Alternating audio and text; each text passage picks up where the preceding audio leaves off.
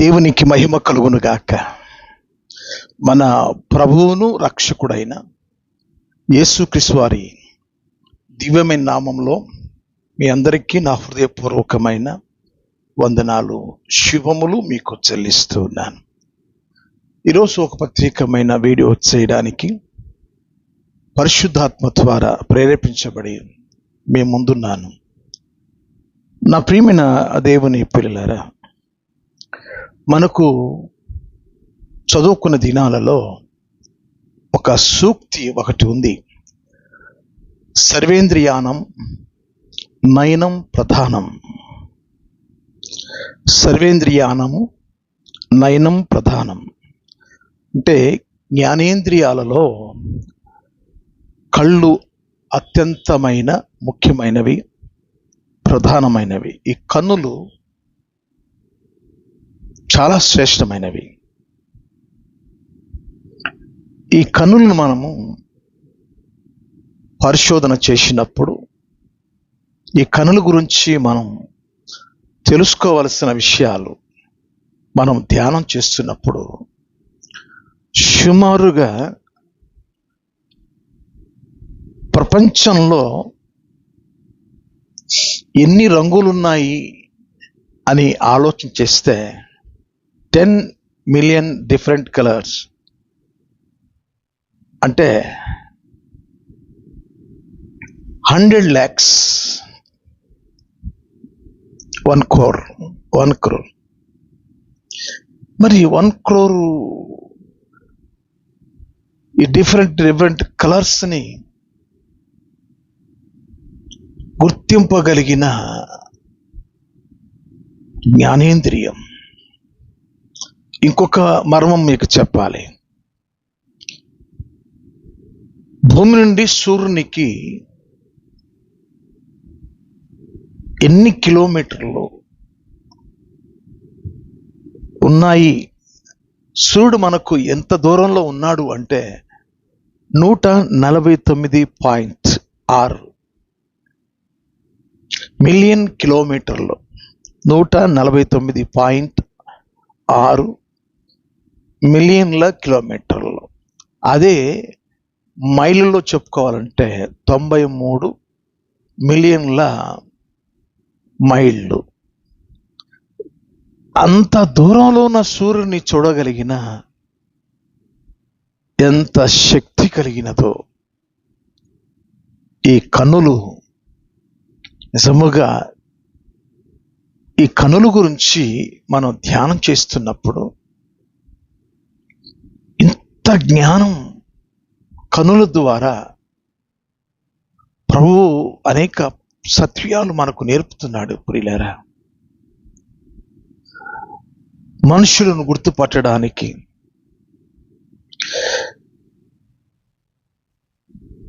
ఈ కన్నుల నుండి అనేక విషయాలు, చూచే విషయాలు మనకు జ్ఞానోదయం కలిగిస్తూ ఉంటుంది.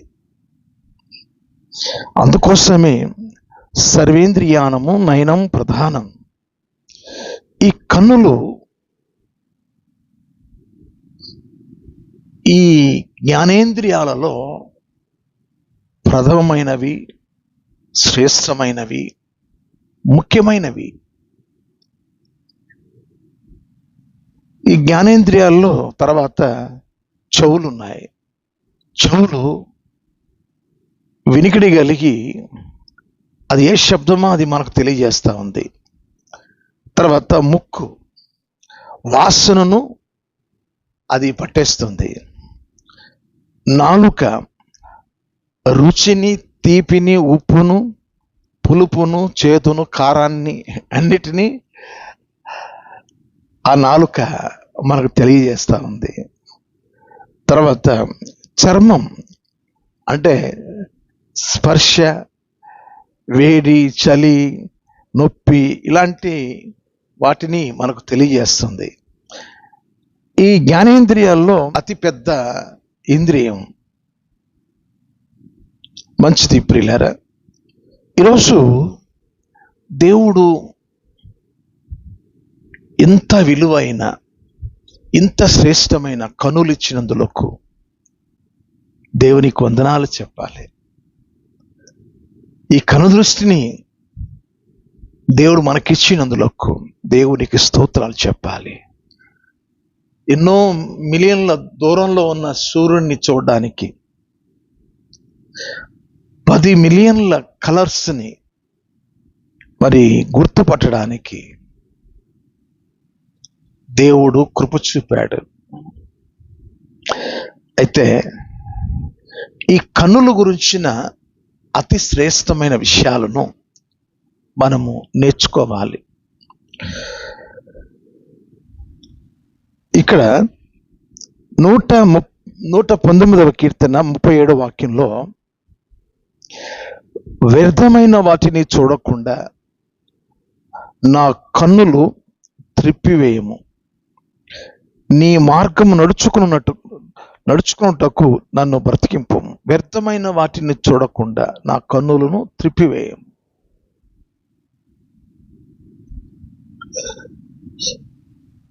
యేసు వైపే చూచుచు మన ఎదుట ఉన్న పరుగు పందెంలో కొనసాగాలి. అటు ఇటు సాతానుగాడు మన చూపును మారుస్తూ ఉంటాడు. అందుకోసమే సామెతల గ్రంథంలో ఆ మాట రాయబడి ఉన్నది. ప్రియులారా, సామెతల గ్రంథంలో 4వ అధ్యాయం 25వ వాక్యంలో, నీ కన్నులు అటు ఇటు చూడక సరిగాను, నీ కనురెప్పలు నీ ముందర సూటిగాను చూడవలెను. సరిగా చూడాలి, సరిగా చూడాలి. మన కన్నులు అటు ఇటు చూడక మన కన్నులు సూటిగా సరిగా చూడాలి. ఈరోజు ఎంతో శ్రేష్టమైన, విలువైన, అతి ప్రాముఖ్యమైన, ప్రధానమైన ఈ కన్నుల గురించిన ఆత్మీయ సత్యాన్ని మనం నేర్చుకోవాలి. వ్యర్థమైన వాటిని చూడకుండా నా కనులు తిప్పివేయ్యా, భక్తుల యొక్క ఆర్తనాదం. ఎందుకంటే లోకంలో ఎక్కడ చూసిన పాప కార్యాలు జరుగుతున్నప్పుడు మన చేతుల్లో ఉన్న మొబైల్ ఫోన్, టీవీ, ఇంకా మన కనులు ఎదుట ఏవేవో కార్యక్రమాలు జరుగుతూ ఉంటాయి. వ్యర్థమైన వాటిని చూడకుండా, ప్రభువా అయ్యా, నీ వాక్యాన్ని చూచే కన్నులు, నీ ప్రసన్నత చూసే కన్నులు నాకు కావాలని దేవునికి విన్నవించుకున్నాడు భక్తుడు. వ్యర్థమైన వాటిని చూడకుండా నా కన్నులు త్రిపోయా. క్రీస్తునందు నా ప్రియమైన దేవుని పిల్లలారా, భక్తులు ఎప్పుడూ కూడా మన కనుల విషయమై అతి జాగ్రత్తగా ఉండాలి. క్షణము జాగ్రత్తగా ఉండాలి. యోబు గ్రంథం 31వ అధ్యాయం మొదటి వాక్యం చదువుతున్నాను. నేను నా కనులతో నిబంధన చేసుకొంటిని, కన్యకను నేను ఎలాగూ చూచుదును. నేను నా కనులతో నిబంధన చేసుకొంటిని, కన్యకను నేను ఎలాగూ చూచుదును. నిబంధన చేసుకున్నాడు అంటే వ్యర్థంగా నా కను దృష్టి చూడకూడదు. అలాంటి నిబంధన మన కనులకు మనం చేసుకోవాలి. నా కనులు వ్యర్థమైన వాటిని చూడకూడదు. నా కన్నులు యేసు వైపే చూడాలి, ప్రభు వైపే చూడాలి. ఇంత దివ్యమైన కన్నులు, ఇంత దివ్య దృష్టి కలిగిన కన్నులు ఏమండి, దేవుడు మనకు ఇచ్చినందుకు మనం ప్రయోజనం చేసుకోవాలి కదా. ఏవంటే అవి మనం చూడకూడదు కదా. కాబట్టి కొంత లోకంలో పాపం ఉంది. ఈ జ్ఞానం కలిగిన వారే పాడైపోయారు. మనం చెప్పేవారం, ఇతరులకు మనం మాదిరిగా ఉండేవారం చాలా జాగ్రత్తగా ఉండాలి. సొలొమోను మహారాజు ఇలా చెప్తున్నాడు. ప్రసంగి గ్రంథం 2వ అధ్యాయం 10వ వాక్యం. నా కన్నులు ఆశించిన వాటిలో అవి చూడకుండా నేను అభ్యంతరము చేయలేదు. నా కన్నులు ఏది చూస్తే దానిని అభ్యంతరం చేయకుండా, అంటే ఆ కన్నుల ద్వారా ఎంత పాపం చేయాలో అంత పాపం చేయడానికి సొలొమోను మహారాజు అభ్యంతరం చేయలేదట. కనులు ఆశించిన కొలదిగా అనుభవించాడు. ఈరోజు ప్రియ దేవుని పిల్లరా, లిమిట్స్ లేకుండగా ఆయన కనుదృష్టి తన జీవితాన్ని వృద్ధాప్య దశలో పాడు చేసినట్టు మనం చూస్తాం. ఒకసారి మన కనుదృష్టి ఎలా ఉంది? యోహాను రాసిన మొదటి పత్రిక 5వ అధ్యాయం 16వ వాక్యంలో, లోకములో ఉన్నదంతయు అనగా శరీర ఆశయు, నేత్ర ఆశయు, జీవపు డంబమును తండ్రి వలన పుట్టినవి కావు, అవి లోక సంబంధమైనవి. లోకంలో నేత్రాశ ఉంది. ఈ నేత్రము చూసినంత కూడా అనుభవించాలని, అది కొనాలని, ఇది తినాలని, వాటితో అనుభవించాలని. ఆ అబ్బాయి నా భర్త అయితే బాగుండు, ఆ అమ్మాయి నా భార్య అయితే బాగుండు, ఇది పెళ్ళైనా కూడా. ఇది దుష్టుండి పుట్టింది. ఇది ఈ నేత్రాశ అనేది మనం నిబంధన చేసుకుంటే తప్ప పాపము మానలేని కన్నులుగా తయారవుతాయి.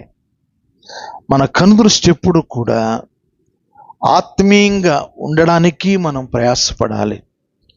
వ్యర్థమైన వాటిని చూడకుండా, అయ్యా నా కనులు త్రిప్పివేయ్యా అని ప్రభువు దగ్గర మొరపెట్టుకోవాలి. మన ప్రభువు ఎలాంటి మాటలు చెప్పాడో తెలుసా? మత్తయి సువార్త 5వ అధ్యాయం 28వ వాక్యంలో, నేను మీతో చెప్పినది ఏమనగా, ఒక స్త్రీని మోహపు చూపుతో చూచు ప్రతివాడు అప్పుడే తన హృదయమందు ఆమెతో వ్యభిచారం చేసిన వాడగును. ఎంత కఠినమండి! ఒక స్త్రీని మోహపు చూపు చూస్తే చాలు పాపంలో పడిపోయినట్టే అని. అంటే మన దేవుడు ఎంత పరిశుద్ధుడో అర్థమవుతుంది. మరి ఆ పరిశుద్ధుడు చెప్పిన మాటను బట్టి మన కనుదృష్టికి తప్పకుండా నిబంధన చేసుకొని, నా కన్నులు వ్యర్థంగా మరి చూడకూడదు. అందుకోసమే కన్నుల నుండి ఈ యొక్క నోటి ద్వారాను, ఈ కన్నుల ద్వారా చూసే విషయాలు, ఈ నోటి ద్వారా మాట్లాడే విషయాలు, చెవుల ద్వారా వినే విషయాలు, ఇవన్నీ హృదయంలో చేరుకుంటాయి. మనం చూసే విషయాలు దానిలో పాపం ఉండకూడదు. అదే కదా చెప్తున్నాడు. ఏం చెప్తున్నాడు? నేను మీతో చెప్పినది ఏమనగా, ఒక స్త్రీని మోహపు చూపుతో చూచు ప్రతివాడు అప్పుడే తన హృదయమందు ఆమెతో వ్యభిచారం చేసిన వాడగును. ప్రియులరా, మీకు సంసోను గురించి మీకు తెలుసు. సంసోను నాజీరు వ్రతం చేయబడిన వాడు. అంటే మంగళకత్తి పెట్టకుండా, మద్యము సేవించకుండా, అతడు ఏవంటే అవి తినకుండా, అతడు పవిత్రుడుగా దేవుని కొరకు జీవించే ఒక వ్రతపుత్రుడు సంసోను. మరి ఈ లోకంలో ఉన్న నేత్రాశ తన జీవితాన్ని నాశనం చేసింది. న్యాయాధిపతుల గ్రంథం 14వ అధ్యాయంలో మొదటి వాక్యంలో ఆ, ఒకతిని చూచెను అన్న మాట ఉంటుంది. ఒకతిని చూచెను. ఆ కన్నులు ఫిలిష్తీయుల కుమార్తెలలో ఒకతిని చూచి ఆమెను నేను పెళ్లి చేసుకోవాలని నిర్ణయం చేసుకున్నాడు. తల్లిదండ్రులు ఎంత చెప్పినా వినలేదు. కానీ చివరికి ఆమె దూరం అయిపోయింది. మళ్ళీ న్యాయాధిపతుల గ్రంథం 16వ అధ్యాయం మొదటి వాక్యంలో సంసోను గాజాకు వెళ్ళి వేశ్యను ఒకతిని చూచి ఆమె యొద్దకు చేరాను. మళ్ళీ వేశ్యను ఒక ఆమెను చూచాడు, ఆమె దగ్గర చేరాడు. ఆ కనులతో ఒక ఆమెను చూచాడు, ఆమెను భారీగా చేసుకున్నాడు. తర్వాత పోగొట్టుకున్నాడు. రెండవది, వేశ్యను ఒకతను చూచాడు, ఆమె ఎద్దకు చేరాడు. తర్వాత న్యాయాధిపతుల గ్రంథం 16వ అధ్యాయం 4వ వాక్యంలో పిమ్మట అతడు షెరేకు లోయలో ఉన్న దెలీలా అను స్త్రీని మోహింపగా, అంటే ఆమెను చూచి ఇష్టపడ్డాడు. లాగా ఒకతిని చూచి ఏమైపోయాడు? భ్రష్టుడైపోయాడు. దేవుని ఆత్మ సంసోను విడిచిపెట్టకుండా శూర కార్యాలు జరిగించాడు. సంసోను బహుబలవంతుడు. ఆ బల రహస్యం ఫిలిష్తీయులు తెలుసుకోవడానికి దెలీలాను అనేక రీతులుగా ఆమెకు ఎంతో డబ్బును ఇవ్వడానికి ఆశ చూపించి ఆ బల రహస్యం తెలుసుకోవడానికి ప్రాణాన్ని విసికినంతగా శోధించింది దెలీలా. ఆ బల రహస్యాన్ని గురించి చెప్పివేయడం. తర్వాత అతడు ఒకతిని చూచి భ్రష్టుడైపోయాడు. దేవుని ఆత్మ న్యాయాధిపతుల గ్రంథం 14వ అధ్యాయం 19వ వాక్యంలో ఈ దేవుని ఆత్మ అతని మీదికి వచ్చినప్పుడు శూర కార్యాలు జరిగించేవాడు. ఎప్పుడైతే ఇతడు ఆజ్ఞను అతిక్రమించాడు, ఆ బల రహస్యం ఎవరికి చెప్పొద్దు అని చెప్పినా ఆమెకు చెప్పడం జరిగింది, దెలీలాకు చెప్పడం జరిగింది. తర్వాత ఆ కళ్ళును ఆ శత్రువులైన ఫిలిష్తీయులు కళ్ళును ఊడబిక్కేశారు. పాపము మానలేని కన్నులు ఏమైనాయంటే గుడ్డిగా మారిపోయినాయి. ఒక వేశ్యకు తన బలరహస్యాన్ని చెప్పి గుడ్డివాడిగా మారిపోయాడు. ఈరోజు ప్రియ దేవుని పిల్లలారా, మన కన్నులు దేవుని వైపు మనకు పని, ఆయన వైపు చూచుకుంటూ ఈ లోకంలో సాగిపోతే పరిశుద్ధంగా జీవించగలుగుతాం. ఒక గుడ్డివాడు ఇలా పాడాడు, నాకు కను దృష్టి ఉన్నంత వరకు చదువలేదు నీ వాక్యము, నాకు కను దృష్టి ఉన్నంత వరకు చదువలేదు నీ వాక్యము, కను దృష్టి పోయాక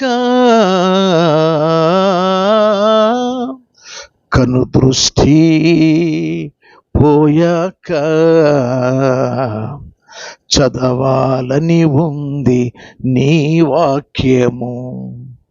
కనుదృష్టి పోయినాక చదవాలన్న ఆశ ఒకవేళ ఉన్న ప్రయోజనం ఏముంటుంది? అందుకోసమే దేవుడు మనకు ఎంత విలువైన శ్రేష్టమైన కన్నులు ఇచ్చాడు.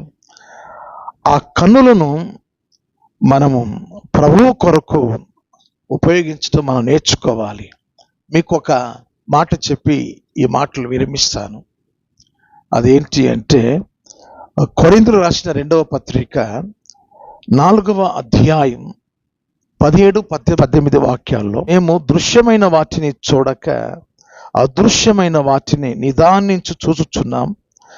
క్షణమాత్రముండు మా చులకని శ్రమ మా కొరకు అంతకంతకు ఎక్కువగా నిత్యమైన మహిమ భారమును కలుగు చేయుచున్నది. ఎలయనగా దృశ్యమైనవి అనిత్యములు, అదృశ్యమైనవి నిత్యములు. మేము దృశ్యమైన వాటిని చూడక అదృశ్యమైన వాటిని నిదానించి చూస్తున్నాం. అంటే దీని అర్థం ఏంటంటే ప్రార్థనలో ప్రత్యక్షతలు, ప్రార్థనలో నిదానించి చూచినప్పుడు దేవుని స్వారూప్యం, దేవుని మహిమ దర్శనంలో దేవుడు తెలియచేస్తాడు. నిదానించి చూసినప్పుడు ఆ కార్యాలు దేవుడు తెలియచేస్తాడు. కనుక మనకు అనుగ్రహించిన కనుదృష్టి దేవుని సన్నిధిలో మనం వాటిని వాడుకోవాలి.